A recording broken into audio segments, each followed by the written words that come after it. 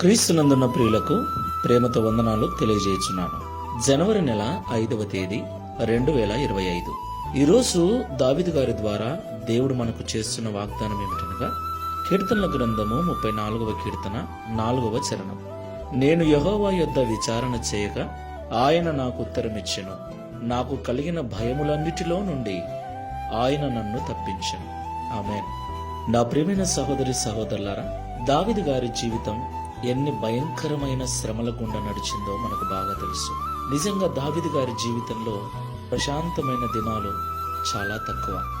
కొన్నిసార్లు పిచ్చివానిగా కూడా ప్రవర్తించాడు.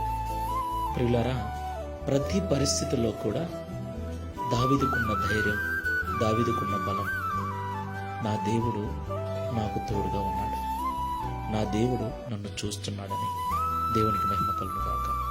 తనకొచ్చిన ప్రతి బాధలో, తనకొచ్చిన ప్రతి శ్రమలో ఆయన దేవుని యొద్ద అడిగినప్పుడు, అయ్యా ఈ బాధ ఎందువలన వచ్చింది, దీనికి అంతమేమిటి, దీని పరిస్థితి పర్యవసానం ఏమిటని అడిగినప్పుడు దేవుడు ఆయనకు ఉత్తరమిచ్చి ఆయనకు కలిగిన భయాలన్నిటిలో నుండి దేవుడు తప్పించాడు. దేవునికి మహిమ కలుగుగాక. ఈ మాటలు వింటున్న ప్రియ సహోదరి సహోదరుడా, విశ్వాస యొక్క జీవితం అంత ప్రశాంతంగా ఏమీ ఉండదు. చనిపోయేంత వరకు లోకములో ఉన్న వారి కంటే మరీ ఎక్కువగా శ్రమలు, బాధలు అనుభవించవలసి ఉంటుంది. ఒక పెద్ద పోరాటాన్ని చనిపోయేదాకా మనం చేస్తూనే ఉండాలి.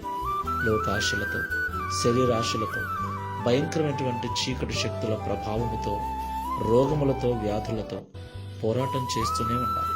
అయితే ప్రతి భయము నుండి మనల్ని విడిపించటానికి మనకు చాలిన దేవుడు ఉన్నాడని మనం మర్చిపోకూడదు.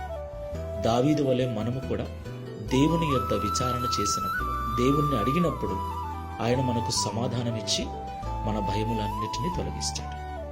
కాబట్టి భయపడక ప్రతి పరిస్థితిలోనూ మోకరించి ప్రభు దగ్గర విచారణ చేయటం నేర్చుకున్నాం. ప్రార్థన చేసుకున్నాం.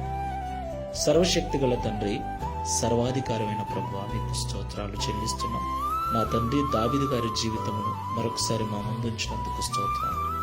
నిజమే తండ్రి, దావీదు గారు ఎన్నో బాధలు, ఎన్నో శ్రమలు, ఎన్నో ఇబ్బందులు పడ్డాడు. శాపనార్థాలు వినవలసి వచ్చింది. రాజైన దావీదు పిచ్చివాని వలె, వెర్రివాని వలె ప్రవర్తించవలసిన అవసరం వచ్చింది. ఆకలి దప్పులకు అలమటిస్తూ కుటుంబాన్ని వదిలి అరణ్యాల పాలై అడవులలో తిరగవలసిన పరిస్థితి.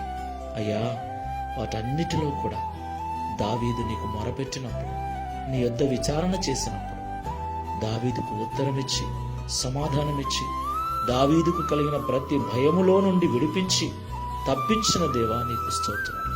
ఈ మాటలు వింటున్న మా ప్రియులను జ్ఞాపకం చేసుకో. ఏ ఏ విషయాలకు భయపడుతున్నారో, ఏ ఏ పరిస్థితులను బట్టి భయపడుతున్నారో, ఏ వ్యక్తులను బట్టి భయపడుతున్నారో జ్ఞాపకం చేసుకోండి. దావీదు వలె నీ యొద్ద విచారణ చేయనట్లుగా ప్రతి బిడ్డను ప్రార్థన ఆత్మతో నింపండి.